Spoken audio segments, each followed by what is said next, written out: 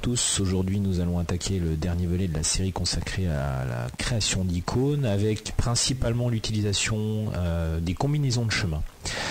Donc jusqu'à présent nous avons beaucoup vu l'outil d'union et de différence. Je vous conseille fortement de regarder un petit peu ce qui se passe avec les autres combinaisons de chemin et d'être familiarisé avec ces outils-là. Vous verrez qu'ils sont très utiles, ça va vous permettre à partir de formes simples la création de formes beaucoup plus complexes. Donc dans un premier temps on importe notre image. Et puis, on va ouvrir la palette et remplissage de contours, la palette alignée et distribuée, ainsi que la palette des calques, qui sont trois palettes qui servent régulièrement sous Inkscape.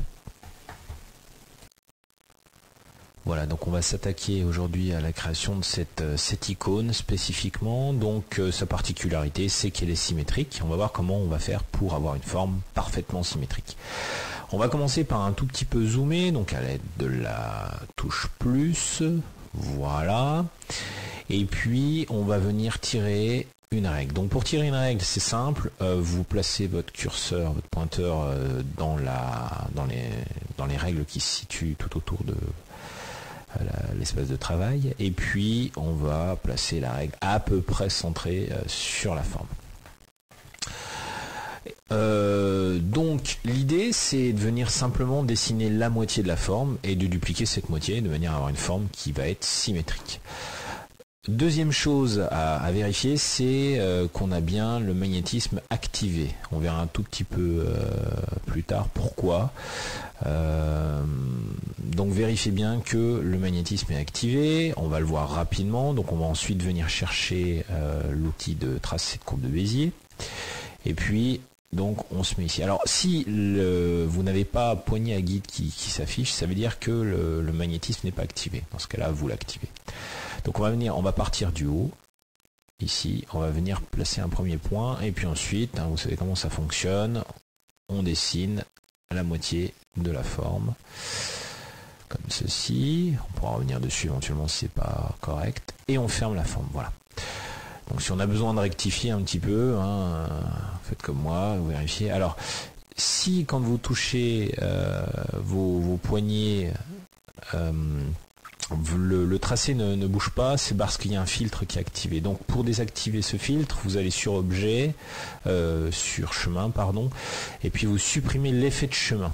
Vous allez voir tout de suite que cette fois-ci, quand vous bougez vos poignets, le tracé fonctionne. Alors, ces filtres-là, ils sont surtout destinés à avoir un tracé qui est beaucoup plus harmonieux. Voilà, donc on replace nos poignets correctement. Le problème du magnétisme, c'est effectivement que les poignets vont coller. Voilà. L'idée, c'est pas de coller parfaitement la forme, c'est juste d'avoir un gabarit. Donc une fois que vous êtes satisfait de votre forme, on la sélectionne. C'est là toute l'astuce. On va la sélectionner. Vous allez dupliquer cette forme. Donc soit vous utilisez édition dupliquer ici, soit vous faites CTRL D. Voilà. Et normalement, vous avez une deuxième forme qui apparaît. Donc effectivement, il va falloir retourner cette forme. On va utiliser l'outil miroir, donc retourner horizontalement les objets sélectionnés. Voilà. Et ensuite, on va venir placer notre forme à côté de la première forme qui est dessinée. Alors, moi ce que je fais pour être sûr que on a les deux formes qui sont alignées par le haut, je les sélectionne et puis on va aller dans la palette des alignements et on va les aligner par le haut. Voilà, donc elles n'étaient pas parfaitement alignées.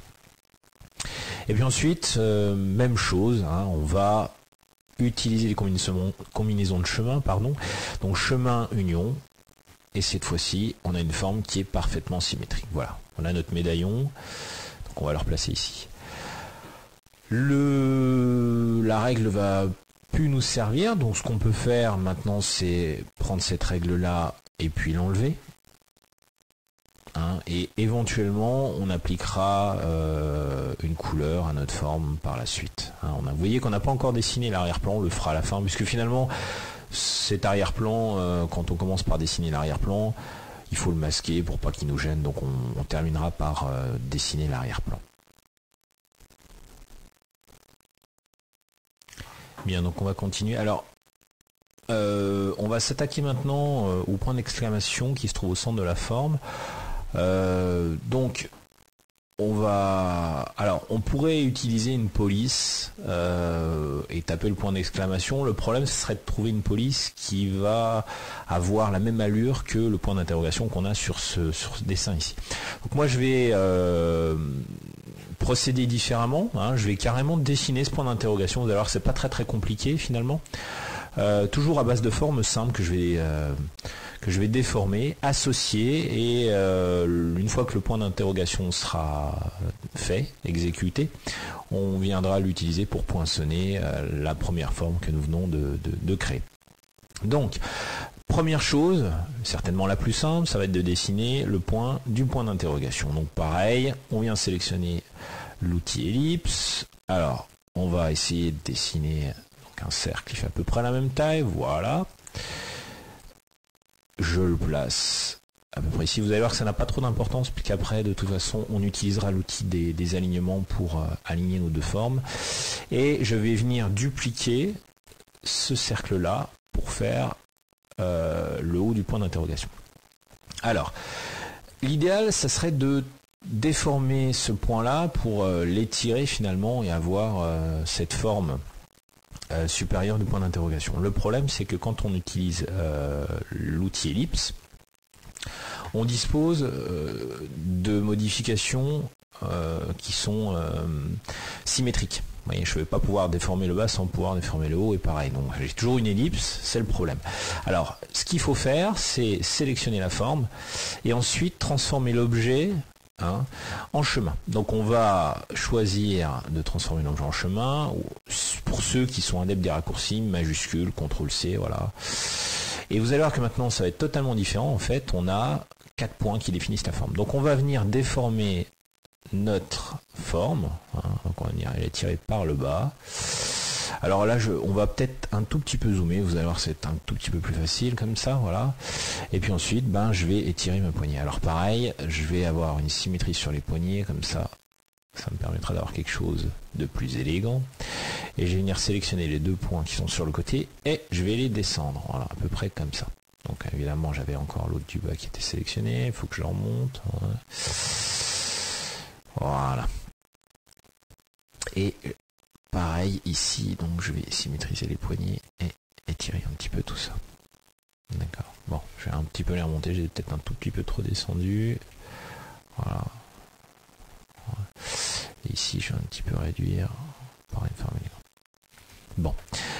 Alors, je colle peut-être pas parfaitement au gabarit. Bon, l'idée, c'est d'avoir quelque chose qui ressemble à un point d'interrogation. Donc ensuite, je vais venir sélectionner mes 2 formes.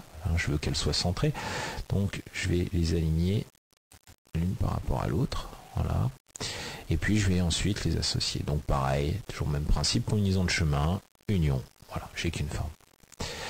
Une fois que j'ai cette forme du point d'interrogation, je vais la centrer par rapport à la première forme, au médaillon. Donc pareil, je sélectionne les 2 formes, je viens les aligner, comme ceci. Et puis je vais poinçonner le point d'interrogation par rapport à mon médaillon. Donc chemin, différence. Voilà. Cette fois-ci, j'ai une forme qui est terminée. Donc le médaillon est achevé. Donc je vais pouvoir peut-être enlever le contour et rajouter un remplissage blanc pour coller au gabarit.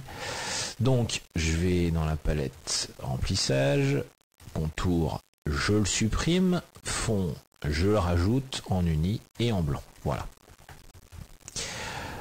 On va dézoomer et puis on va s'attaquer maintenant.